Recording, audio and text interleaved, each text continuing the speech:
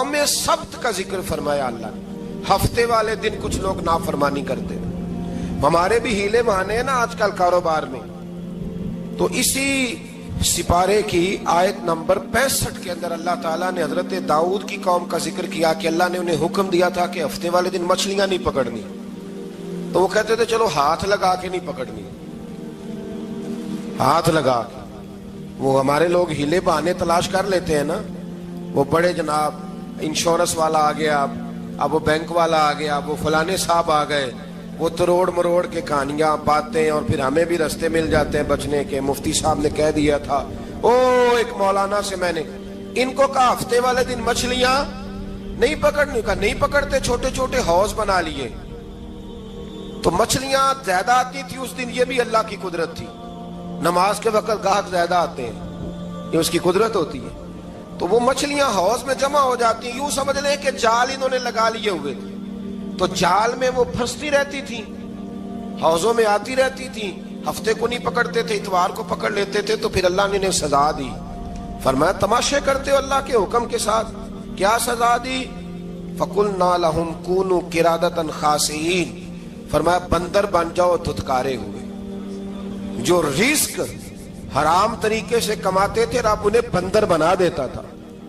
ابھی بھی میں نے دیکھے ہیں بڑے بڑے تاجر پاگلوں جیسی زندگی گزار رہے ہیں. نفسیاتی طور پہ سکون نہیں ہے, کروڑوں روپیہ پڑا ہے. کیوں؟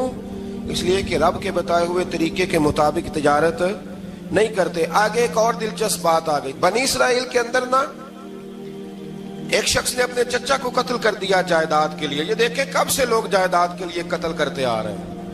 چچا کو قتل کر دیا, اور قتل کر کے حضرت موسیٰ علیہ السلام کے پاس آئے کہ میرے چچا کو کسی نے قتل کر دیا ہے, تو بتائیں کیا کرنا ہے. تو آپ نے فرمایا کہ گائے ذبح کرو, اور اس کا ایک ٹکڑا مقتول کو مارو, مرنے والے کو. وہ خود اٹھ کے بتا دے گا مجھے کس نے قتل کیا ہے. اب ارادہ نہیں تھا گائے ذبح کرنے کا, تو بہانے کرنے لگے. ارادہ نہیں نہ ہوتا تو پھر کیا ہوتے ہیں, کہنے لگے گائے کس طرح کی ہو, بوڑھی ہو کہ بچی ہو, رنگ کیسا ہو, جوان ہو کہ چھوٹی ہو, حال میں ایک دفعہ چلنا سیکھ گئی ہو یا ابھی نہ سیکھی ہو. تو بتاتے گئے تو رب بھی شرطیں بیان کرتا گیا. گہرے زرد رنگ کی ہو, حال کے اندر اسے نہ چلایا گیا ہو, پانی نہ نکالا گیا ہو, نہ بچی ہو نہ جوان ہو, اس کے درمیان ہو. یہ ساری شرطیں کہاں پائی جاتی تھی؟ حضرت موسیٰ علیہ السلام کی قوم کا ایک شخص تھا جو اللہ کا ولی تھا. وہ جب انتقال کرنے لگا نا, اللہ اکبر, دیکھو رب ولیوں کی اولادوں پر بھی کتنا فضل فرماتا ہے. وہ جب انتقال کرنے لگا تو ایک اس کے پاس چھوٹی سی بچیا تھی, گائے کی بچی. اس نے جنگل میں چھوڑ دی. کہنے لگا یا اللہ میں تیرے نام پہ چھوڑتا ہوں, میرا بچہ جوان ہو جائے تو اسے دے دینا, اور تو سرمایہ ہی کوئی نہیں. بچہ بڑا ہوا تو بچہ بھی بڑا نیک تھا, اپنی ماں کا بڑا فرما بردار تھا. اس کی ماں نے کہا بیٹا تیرے باپ نے ایک گائے چھوڑی تھی. تو بچہ جنگل میں گیا اور جا کے کہنے لگا اے اللہ میری گائے مجھ سے ملا دے. تو رب کریم نے وہ گائے واپس کر دی. وہ گائے گھر لے آیا. اب وہ کہنے لگا اماں بیچ دوں. تو اماں کہنے لگی بیٹا میرے پوچھے بغیر نہ بیچنا. کئی دفعہ گاہک لگے, پر اس نے کہا جب تک میری اماں نہ کہے گی میں بیچوں گا. ادھر بنی اسرائیل والے شرطیں جتنی گائے کے بارے میں پوچھ چکے تھے وہ ساری اسی گائے میں پائی جاتی تھی. تو یہ ڈھونڈتے ڈھونڈتے وہاں پہنچ گئے. تو کہنے لگے گائے چاہیے. تو اس نے کہا بھی تمہاری مرضی سے نہیں, قیمت میری مرضی کی. ایک مفسر نے تو یہاں تک لکھا ہے کہ اس نے کہا گائے ذبح کر کے نا, تو جتنا گائے کے اندر گوشت ہوگا نا اتنا ہی کھال کے اندر تم مجھے مال بھر کے دو گے, اتنے سکے بھر کے دو گے, اتنی اشرفیاں بھر کے دو گے, تو پھر تمہیں گائے دوں گا. تو پھر یہ گائے انہیں ملی اور یہ گائے لے کر کے آئے. زیادہ سوالات نہ کرتے تو زیادہ الجھتے نہ. ہم بھی دین کے معاملے میں بڑے سوال جواب کرتے ہیں, اتنا سوال کریں جتنی اس کی ضرورت ہے. ان لوگوں نے سوالات زیادہ کیے تو پھر الجھ زیادہ گئے. تو میرے بھائی اس کا ذکر بھی اللہ تبارک و تعالیٰ نے پہلے پارے کے اندر بیان فرمایا. پھر اللہ کریم نے فرمایا کہ کچھ ایسے لوگ بھی ہیں یہودیوں میں سے جن کا دعویٰ ہو گیا ہے کہ ہم اللہ کے بڑے پیارے ہیں. فرمایا یہ صرف ان کے منہ کی باتیں ہیں, یہ تو قیامت میں پتہ چلے گا نا کہ اللہ کا پیار کس کے ساتھ زیادہ ہے. اور پھر یہ بھی یہودیوں نے دعویٰ کیا ہے, اسی پارے میں اللہ فرماتے ہیں کہ ان کا دعویٰ ہے کہ ہم اللہ کے بڑے پیارے ہیں, جنت میں ہم ہی جائیں گے, تو اللہ فرماتا ہے پھر مرنے کی دعا تو کرو, جنت میں تو مر کے جانا ہے نا. لیکن رب فرماتے ہیں یہ کبھی مرنے کی دعا نہیں کریں گے, اس لیے کہ انہیں پتہ ہے کہ ہم نے آخرت کے لیے کیا بھیجا. لے جی پہلا حکم آ گیا, یا ایھا الذین آمنوا کہہ کے پہلی آیت قرآن پاک کی پہلے سپارے میں پہلی آیت جس میں اللہ نے کہا یا ایھا الذین آمنوا. تو پہلا حکم آمنوا کہہ کے آیت نمبر 104 میں جو اللہ نے حکم دیا ہے نا, وہ نبی پاک کی تعظیم کا حکم ہے. پہلا حکم ہی اللہ نے حضور کی عزت اور ناموس کا ارشاد فرمایا. پہلا اس ترتیب کے لحاظ سے وہ ہوا یہ کہ جب نبی پاک کو بات ارشاد کرتے تو صحابہ کرام اٹھ کے عرض کرتے رائینا یا رسول اللہ, حضور سمجھ نہیں آئی ذرا رعایت کر دے. تو یہودیوں کی عبرانی زبان کے اندر نہ ذرا کھینچ کے پڑھتے تھے رائینا, تو اس کا معنی بنتا تھا معاذ اللہ اے ہمارے چرواہے. بکریاں چرانے والے کو بھی وہ رائینا کہتے تھے. تو جب صحابہ یہ کہنے لگے تو اللہ نے منع ہی کر دیا, فرمایا میرے محبوب کے غلاموں اس لفظ کے پیچھے چھپ کے, اس لفظ کے پیچھے چھپ کے لوگ میرے نبی کی بے ادبی کر جاتے ہیں. تو جس لفظ کا کوئی ایک معنی بے ادبی والا بنتا ہو وہ لفظ بھی میرے نبی کے لیے نہ کہو. لفظ وہ والے کہو جس میں کوئی بے ادبی کا معنی نکلے نہ. یہاں لوگوں نے بڑے بڑے لفظ نہیں بول دیے, پھر کہتے میرا مطلب یہ تھا, میرا مطلب وہ تھا, تو تو نے وہ لفظ بولا کیوں جس کا کوئی غلط مطلب بھی نکل سکتا تھا. اللہ نے فرمایا یا ایھا الذین آمنوا لا تقولوا رائینا, اے ایمان والو رائینا کہو ہی نہ. تو یا اللہ کیا کہیں, فرمایا وقولوا انظرنا, تم کہو یا رسول اللہ ایک نظر فرمائیے. انداز دیکھیے, انظرنا ایک نظر. تو ہمارے بزرگ تو پہلے ہی بڑے پیار والوں نے کہہ دیا یا رسول اللہ انظر حالنا. کہتے کہاں سے لاتے ہو جملے؟ میں نے کہا اللہ کی کتاب سے. یا رسول اللہ انظر حالنا یا حبیب اللہ اسمع قالا. تو تم کہو انظرنا, محبوب نظر کرم کرے, واسمعوا, اور کیا ضرورت ہے دوبارہ پوچھنے کی؟ اللہ کہتا ہے پہلے ہی دھیان سے سنا کرو, پہلے ہی واسمعوا, پہلے ہی احتیاط سے سنو. وللکافرین عذاب علیم, اور کافروں کے لیے دردناک عذاب ہے. لے جی اسی پارے میں اللہ تبارک و تعالیٰ نے پھر اہل یہود کا ذکر کیا. تو یہود کہنے لگے کہ ہم حضرت ابراہیم کے ماننے والے ہیں. تو اللہ کریم نے وہ بھی ذکر کیا کہ میں نے تو ابراہیم کو آزمایا ہے. وَإِذِ ابْتَلَىٰ إِبْرَاهِيمَ رَبُّهُ بِكَلِمَاتٍ فَأَتَمَّهُنَّ, ہم نے ابراہیم کو کچھ چیزوں سے آزمایا ہے, وہ ہماری آزمائش پہ پورے اترے. قَالَ إِنِّي جَاعِلُكَ لِلنَّاسِ إِمَامًا, تو پھر ہم نے انہیں کہا کہ ہم آپ کو پوری دنیا کا امام بنائیں گے. وہ آزمائش کیا تھی؟ آگ میں جانا بھی آزمائش, بیٹے کا نہ ہونا بھی آزمائش, بیٹا ہوا تو پھر اسے وادی غیر ذی زرع ان میں چھوڑ کے آنا بھی آزمائش, بڑا ہوا تو پھر ذبح کرنا بھی آزمائش. فرمایا جہاں جہاں آزمایا ہے نا, ابراہیم ہماری آزمائش میں پورے اترے.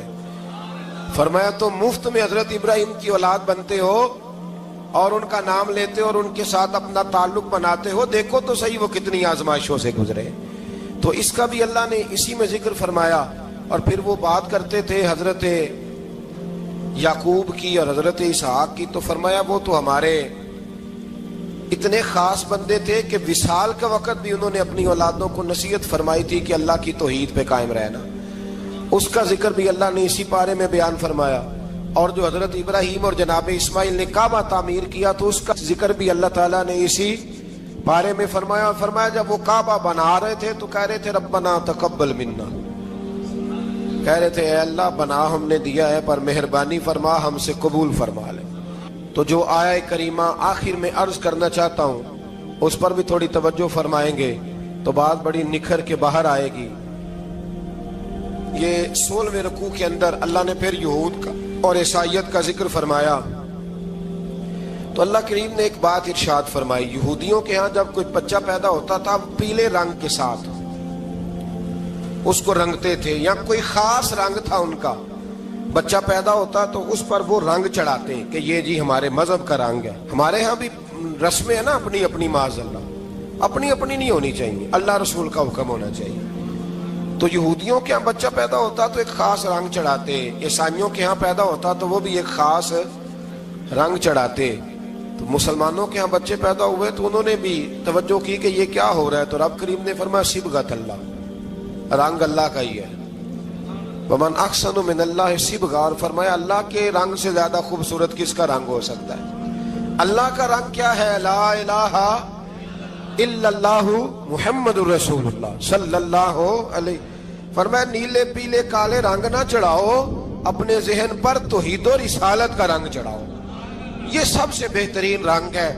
اگر تمہارے ذہنوں پر رب رسول کی توحید کا رنگ چڑھ گیا تو یہ وہ والا رنگ ہے، پھر تمہیں کسی اور رنگ کی طرف جانے کی ضرورت نہیں پڑے گی. تو فرمایا رنگ وہ پیدا کرو جو توحید کا ہے، رسالت کا ہے، اس رنگ کی توجہ کرو. قرآن مجید کے اس پارے میں اللہ کریم نے مختلف باتیں بیان کر کے آخری رکوع میں یہ جو رنگ کا ذکر فرمایا نا، تو یہ لگتا ہے پورے پارے کا خلاصہ ہے کہ رب کریم نے فرمایا اصل بات یہ ہے کہ تمہاری سوچوں پہ رب رسول کی توحید و رسالت کا رنگ ہونا چاہیے. وہ ایک دفعہ مسلمہ کذاب بے ایمان کہنے لگا میں نے بنا لیا قرآن پاک کا جواب. معاذ اللہ. جواب کیا بنایا؟ وہ سورت ہے نا القاریہ ملقاریہ، وما ادراک ملقاریہ، کھڑکھڑانے والی. کیا ہے کھڑکھڑانے والی؟ تمہیں کیا پتا کیا ہے کھڑکھڑی؟ قیامت کا ذکر ہے. کہنے لگا میں نے اس جیسی صورت بنا لیا. تو کیا بنایا؟ الفیل ملفیل، وما ادراک ملفیل. کہنے لگا ہاتھی. تمہیں کیا پتا کیا ہاتھی؟ تم کیا جانو کیا ہاتھی؟ تو پاس جو اس کے اپنے بیٹھے تھے نا چیلے، وہ کہنے لگے چپ کر جا، سارے زمانے کو پتا ہے ہاتھی کیا ہوتا ہے. تو پاگل ہے، اس کے دو کان ہوتے ہیں، ایک سونڈ ہوتی ہے، چار اس کے پیر ہوتے ہیں. بیوقوف آدمی قرآن کا مقابلہ کرنا ہے تو کچھ چج کے ساتھ کر. پاگلوں کی طرح مقابلہ کرے گا، جوتے کھائے گا بھی ہمیں بھی پڑھوائے گا. تو قرآن مجید کا کوئی مقابلہ کر سکا؟ تو اس آیہ مبارکہ میں اللہ نے کافروں کو یہ کہا اگر مقابلہ نہیں کر سکتے تو پھر اللہ سے ڈرو، ورنہ دوزخ میں ڈالے جاؤ گے. وہ جس کا ایندھن آدمی اور پتھر ہے، اور بنائی بھی کافروں کے لیے گئی ہے. اعدت للکافرین. جہنم کس کے لیے بنائی گئی ہے؟ کافروں اور منافقوں کے لیے. مسلمانوں کے لیے بنائی گئی. مسلمان مرضی سے چھلانگے لگائیں تو ان کی موج ہے، ورنہ ان کے لیے جہنم، ان کے لیے اللہ نے جنت بنائی ہے. اور یہ بات کرتے ہی رب کریم نے فرمایا اے محبوب علیہ الصلوۃ والسلام، مومنوں کو خوشخبری دے دیں کہ اللہ نے ان کے لیے جنت بنائی ہے، اس میں باغات ہیں، انہیں رزق دیا جائے گا کھانے کے لیے، اور اس میں انہیں پاکیزہ بیویاں دی جائیں گی، اور پھر وہ اس میں ہمیشہ رہیں گے، انہیں اس سے نکالا نہیں جائے گا. آگے جو آیات کریمہ ہے نا، اس کے اندر اللہ تبارک و تعالیٰ نے فرمایا ہے کہ اللہ حیا نہیں کرتا سمجھانے کے لیے مچھر کی مثال بھی دینی پڑے. فرمایا قرآن سے کچھ لوگ ہدایت حاصل کرتے ہیں اور کچھ گمراہ ہو جاتے ہیں. جب لوگ اپنی مرضی کی تشریحات چاہتے ہیں تو گمراہ ہوتے ہیں، اور جب قرآن کو رسول اللہ صلی اللہ علیہ وسلم اور امت مسلمہ کی تشریحات کی روشنی میں سمجھتے ہیں تو پھر اللہ ہدایت عطا فرماتا ہے. پھر اللہ تبارک و تعالیٰ نے آگے ارشاد فرمایا حضرت آدم کی پیدائش کا واقعہ. کچھ مفسرین نے لکھا ہے اللہ نے مشورہ کیا تھا فرشتوں سے، وَإِذْ قَالَ رَبُّكَ لِلْمَلَائِكَةِ إِنِّي جَاعِلٌ فِي الْأَرْضِ خَلِيفَةً.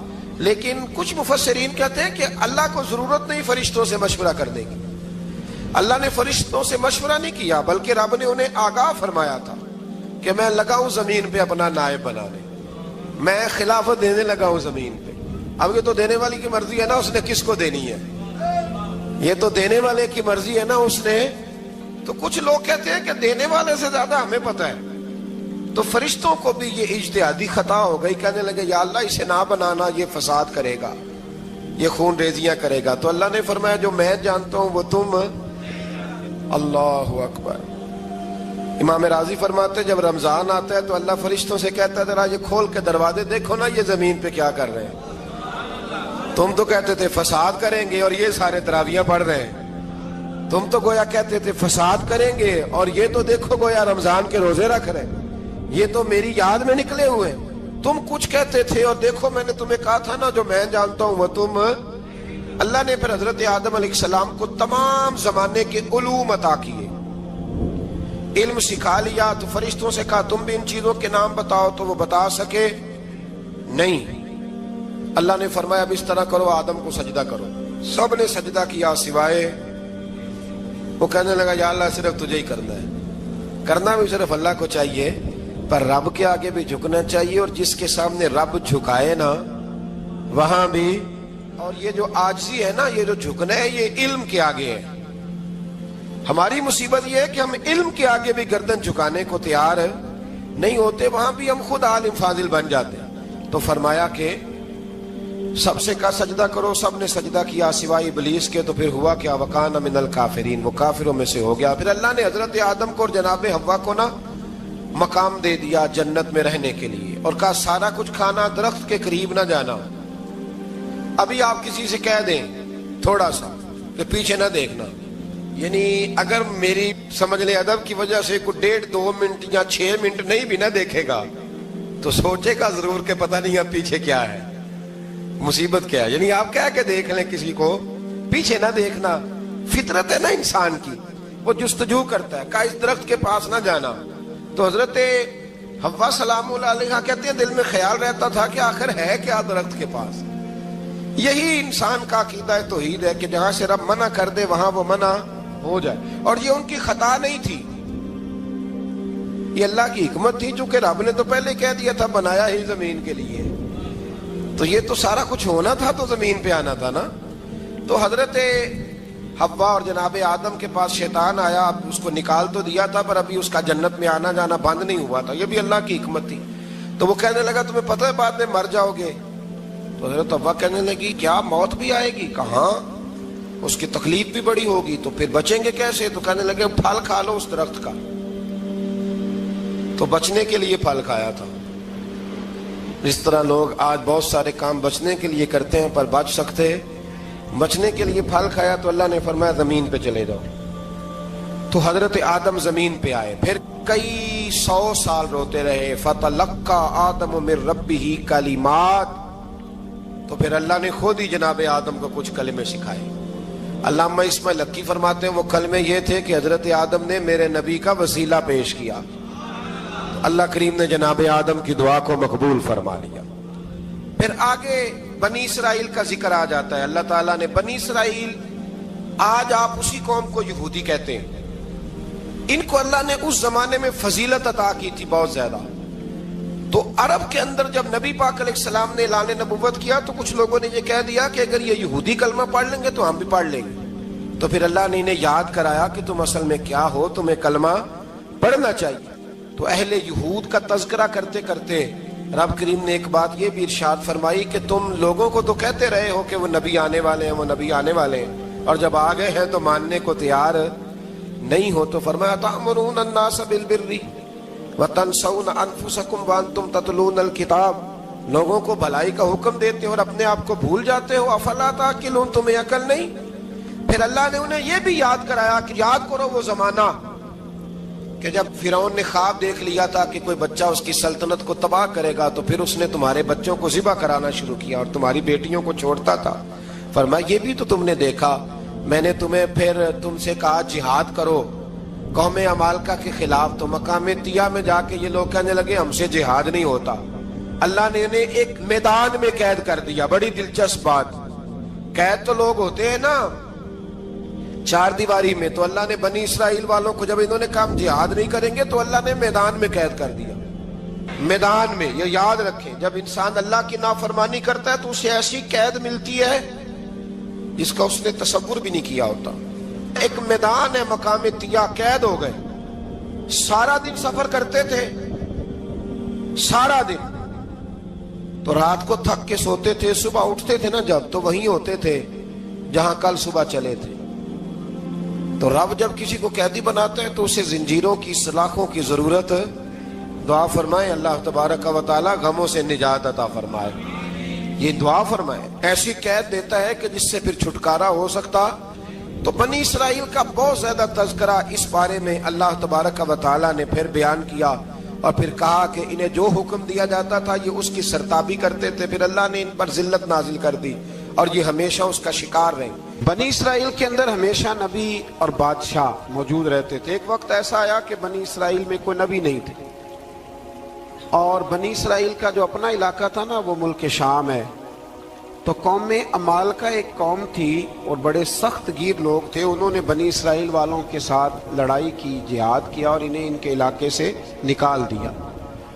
اور کچھ حضرت یوسف علیہ السلام کے زمانے میں ویسے بھی ایک بہت بڑی تعداد جا کے مصر میں آباد ہو گئی تھی۔ اب یہ ہوا کہ ان کے پاس کوئی بادشاہ نہیں ہے، یہ بار بار دعا کرتے ہیں، التجا کرتے ہیں، تو اللہ تعالیٰ نے ایک پیغمبر انہیں عطا کیے جن کے مختلف نام کتابوں میں ہیں۔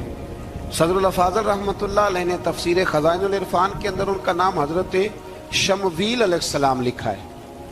حضرت شمویل علیہ السلام کو اللہ تعالیٰ نے نبوت عطا فرمائی، اور جب حضرت شمویل علیہ السلام اللہ کے نبی ہوئے، بنی اسرائیل والوں کو یقین آیا کہ اللہ نے الحمدللہ ہمیں ایک نبی کے جھنڈے تلے جمع کر دیا ہے، تو پھر انہوں نے کہا کہ آپ ہمارے سامنے ایک بادشاہ بھی مقرر کریں تاکہ ہم اس کی سرپرستی میں جہاد کریں۔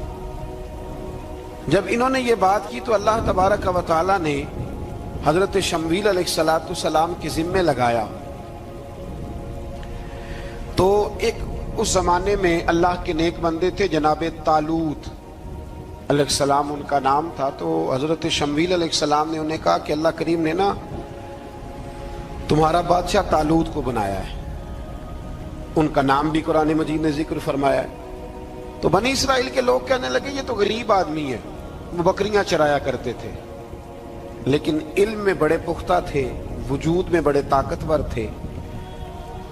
تو کہا کہ یہ تو غریب آدمی ہے، تو ہم تو زیادہ حق رکھتے تھے کہ ہمیں بادشاہ بنایا جائے۔ تو حضرت طالوت علیہ السلام کے بادشاہ بننے کے بعد حضرت شمویل علیہ السلام نے جو بات کی، اللہ کریم نے اسے قرآن مجید میں بیان فرمایا۔ رب فرماتا ہے بسطۃ فی العلم والجسم، اسے اس لیے تمہارا بادشاہ بنایا گیا ہے کہ اسے ہم نے کشادگی دی ہے، علم میں بھی اور جسم میں بھی۔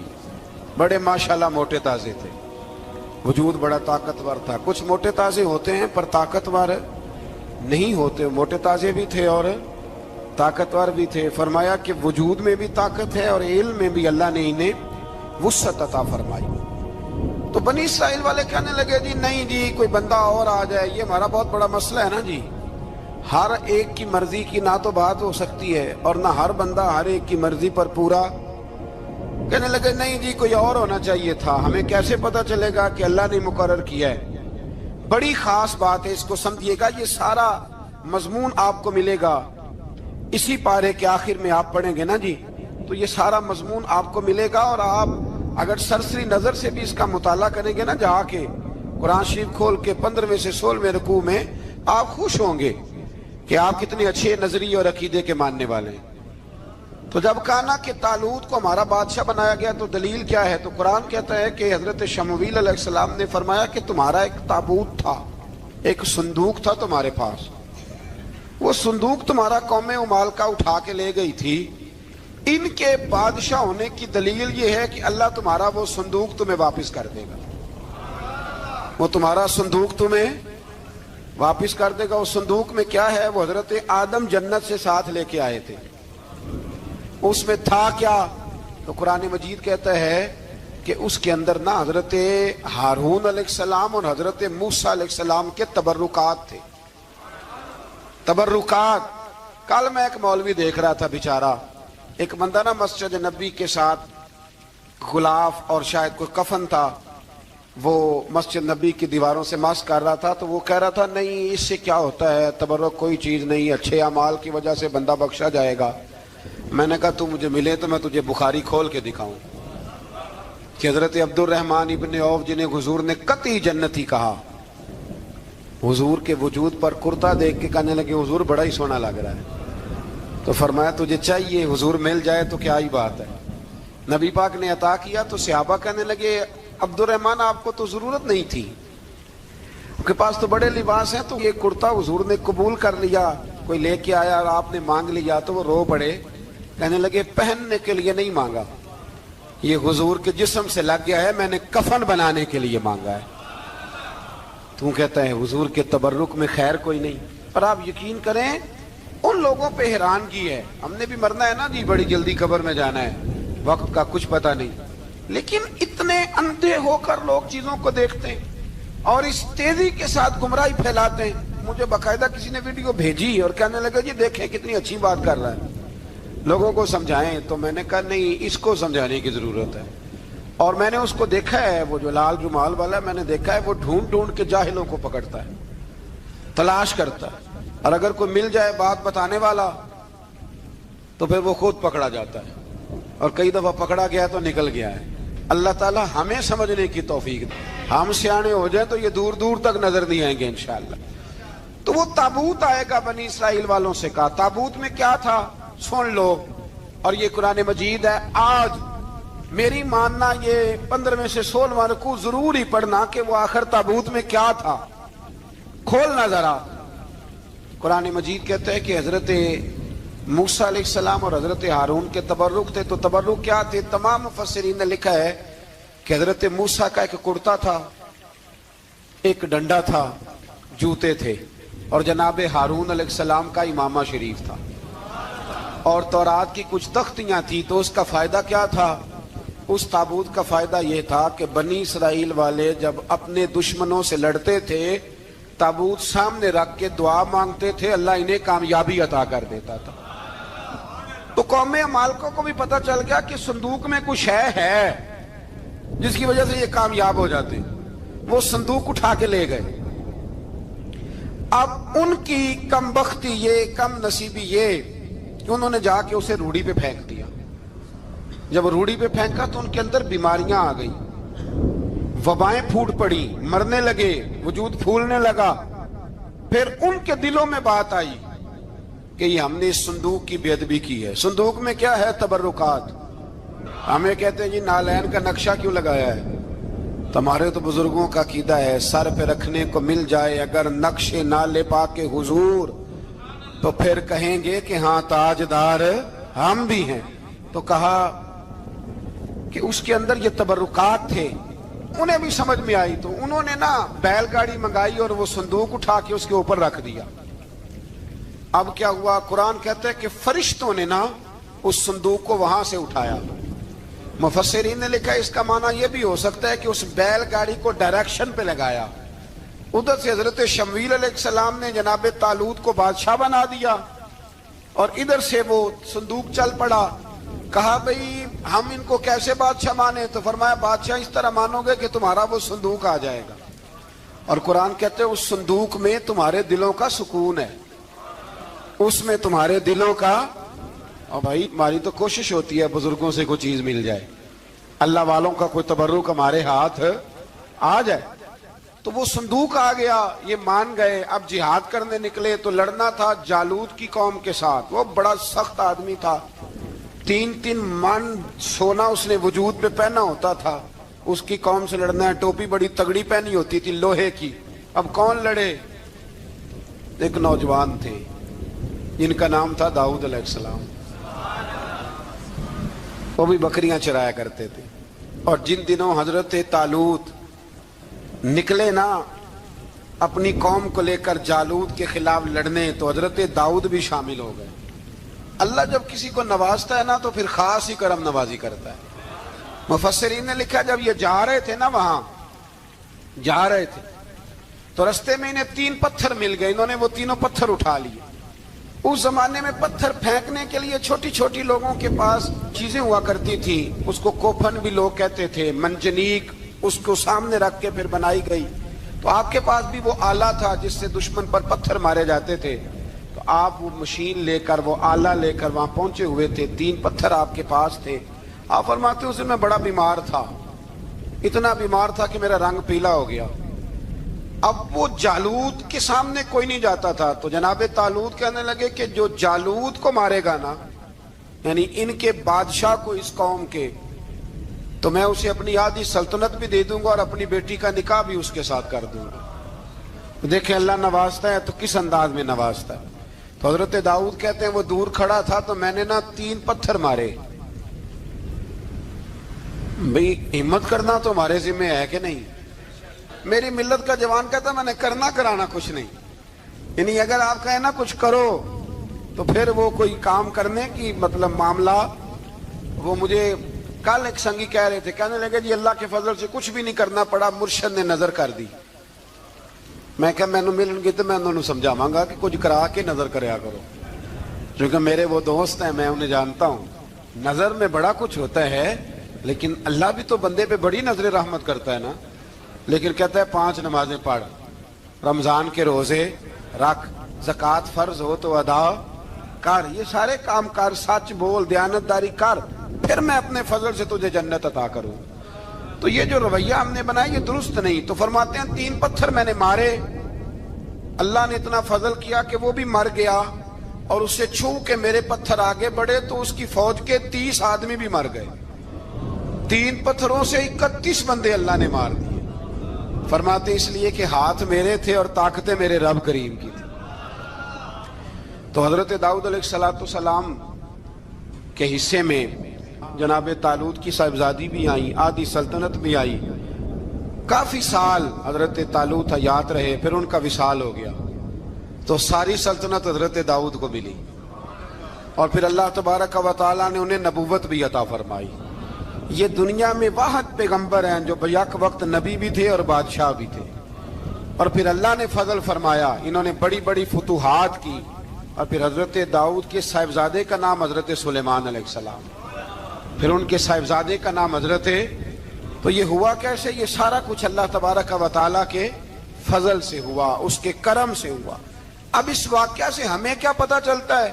ہمیں یہ پتہ چلتا ہے کہ رب جب فضل فرمائے نہ کسی پہ بھی, تو ہمیں اس بندے کو دیکھ کے راضی ہونا چاہیے, کوئی شکوہ نہیں کرنا چاہیے. اور دوسری بات یہ سمجھ لینا چاہیے کہ حکومتیں, مال, دولت یہ صرف سیاستوں سے نہیں ملتی, یہ خدا کے فضل سے ملتی. اور یہ بھی سمجھ لینا چاہیے کہ جو بزرگوں کے تبرکات ہوتے ہیں ان کی کیا ہی بات ہوتی ہے. چند باتیں ایسی تھیں کہ میرا دل کرتا تھا ان کو دہرایا جائے, اور خاص کر کے ان باتوں پر توجہ کی جائے. یہاں نا اللہ تبارک و تعالیٰ نے ان باتوں میں سے ایک بات کا ذکر فرمایا ہے. یہاں 207 نمبر جو آیت ہے نا اسی پارے کی, اس میں اللہ کریم نے فرمایا کچھ لوگ ایسے ہیں جو اپنی جانیں ہی اللہ کے حوالے کر دیتے ہیں. زندگی کا مقصد دین ہوتا ہے, لٹا دیتے ہیں. یہ نازل کب ہوئی؟ یہ آیت مبارکہ حضرت صہیب رومی کے بارے میں نازل ہوئی. حضرت صہیب رومی رضی اللہ تعالیٰ عنہ بڑے مالدار تھے. مکے سے جب چلے نا تو سارا مال مکے میں چھوڑ دیا, اس لیے کہ اللہ کے رسول مدینے چلے گئے. فرماتے ہیں پھر میں نے مال و دولت کی پرواہ نہیں کی, پھر میں نے یہ سوچا کہ میں نے اپنے حبیب کے پاس طیبہ کے لیے جب نکلا تو کفار نے, قریش مکہ نے روکا, ہم نہیں جانے دیں گے. تو حضرت صہیب رومی فرمانے لگے بھی سنو, میں کمزور نہیں, میں طاقتور آدمی ہوں, اور تم میں سے کوئی ایسا مائی کا لال نہیں جو تیر چلانے میں مجھ سے زیادہ سیانا ہو, تلوار چلانے میں مجھ سے زیادہ عقل مند ہو. جانا مدینے میں نے ہے. اب یہ ہے کہ تم بتاؤ میرے ساتھ تیروں تلواروں سے لڑو گے یا میں تمہیں ایک سودا بتاؤں وہ سودا کرو گے؟ قریش کہنے لگے سودا کیا ہے؟ کہنے لگے میرا بڑا مال ہے, میں مکے میں دفن کر کے آیا ہوں, تم مجھے مدینے جانے دو, میں تمہیں سارے مال کا پتہ بتا دیتا ہوں. ہزاروں لاکھوں میں تھا مال تجارت. دیکھیں جب صحابہ مدینے جاتے تھے تو کتنی قیمت دے کے جایا کرتے تھے. تم مجھے جانے دو, میں تمہیں وہاں کا پتہ بتاتا ہوں. انہوں نے کہا جی بات ٹھیک ہے, آپ پتہ بتا دیں. حضرت صہیب نے ساری زندگی کی جمع پونجی ہزاروں لاکھوں میں ساری دے دی اور مدینے کے لیے تیار ہو گئے. اللہ کریم نے اس بات کو بڑا ہی پسند فرمایا اور فرمایا وَمِنَ النَّاسِ مَن يَشْرِي نَفْسَهُ ابْتِغَاءَ مَرْضَاتِ اللَّهِ. فرمایا کچھ لوگ ایسے ہیں جو اپنی جانیں ہی بیچ دیتے ہیں اللہ کی رضا حاصل کرنے کے لیے, اپنی جانیں بیچ دیتے ہیں. نَفْسَهُ ابْتِغَاءَ مَرْضَاتِ اللَّهِ, اللہ کی رضا حاصل کرنے کے لیے اپنی جانوں کو بیچ دیتے ہیں. تو فرمایا پھر اللہ کیا کرتا ہے؟ فرمایا واللہ رؤوف بالعباد, پھر اللہ بھی اپنے بندوں پر بڑا ہی رحم فرمانے والا ہے. جب یہ سارا مال دے کے مدینے پہنچے نا تو ان کے استقبال کے لیے جناب عمر پہلے سے موجود تھے. حضرت عمر ریسیو کر کے نبی کریم کی بارگاہ میں لے گئے تو فرماتے ہیں حضور نے مجھے دیکھتے ہی فرمایا صہیب زندگی میں تم نے بڑی تجارتیں کی ہوں گی, پر یہ جو تم نے سودا کیا ہے نا یہ بڑا ہی نفع والا کیا ہے. یہ جو سودا فرمایا یہ تو نے بڑا. تو دین کے لیے جب آپ کوئی کام کرتے ہیں تو یہ سودا بڑا نفع والا. ایک مضمون اور یہاں ہے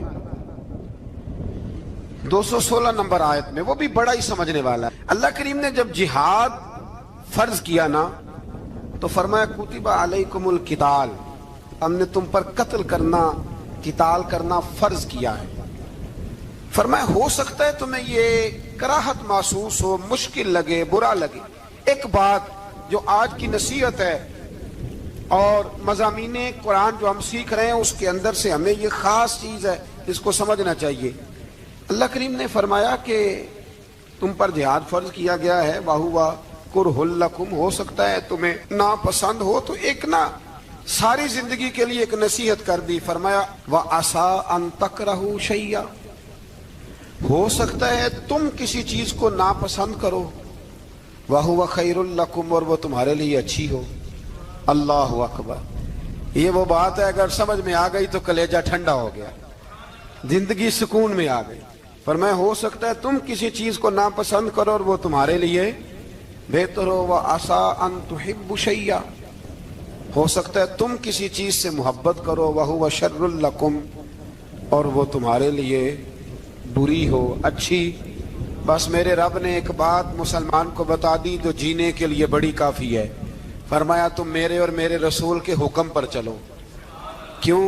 اس لیے کہ واللہ یعلم وانتم لا تعلمون، اللہ جانتا ہے تم نہیں جانتے۔ ہمیں بے قراری زندگی میں اس لیے کہ ہم حقیقت پسند نہیں، ہم بہانوں میں، ہم ہواؤں میں جیتے ہیں، ہواؤں میں، خیالات میں زندگی گزارتے ہیں۔ بڑا ٹائم پڑا ہے، مثلاً کتنا میرے رسول کریم صلی اللہ تعالی علیہ وآلہ وسلم نے ایک دن صحابہ سے فرمایا تمہیں حیا نہیں آتی؟ حضور کیا ہوا؟ فرمایا وہ والے مکان بناتے ہو جن میں تم رہ نہیں سکتے، وہ والا مال جمع کرتے ہو جو کھا نہیں سکتے، حیا نہیں آتی؟